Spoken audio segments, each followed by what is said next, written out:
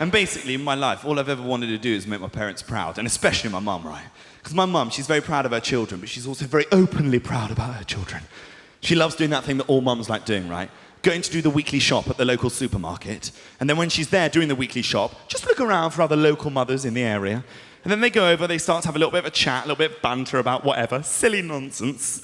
And then slowly but surely, that banter will segue into a little exchange where they start showing off about their children. Back and forth, back and forth. And what it becomes is essentially, in the supermarket, a little supermarket game of top trumps with your kids. And my mum is amazing at playing child top trumps, because when she plays against other mothers, my mum thinks outside the box. She uses categories that you didn't even know existed. And she can win any exchange with any mother, even when she's showing off about my little brother Barnaby, who by far and away is her dud card. He is. You know the way every set of siblings has to have the one that shits. If you're all sat there thinking, ours doesn't, it's you.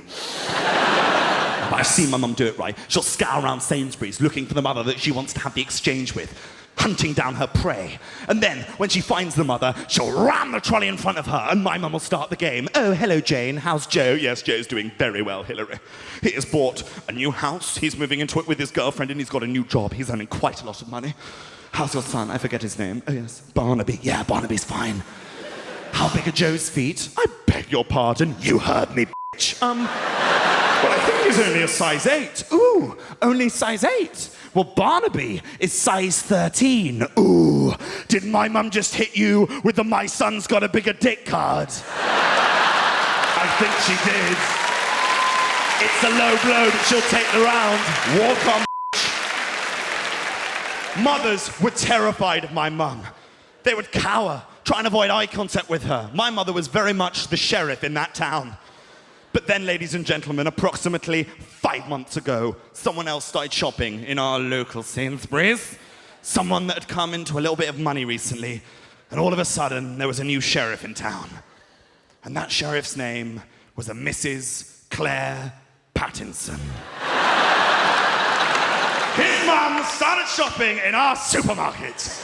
And that woman was unbeatable at child top trumps. My mum wouldn't know what to do. She'd desperately try and hide, but Claire would always catch up with her.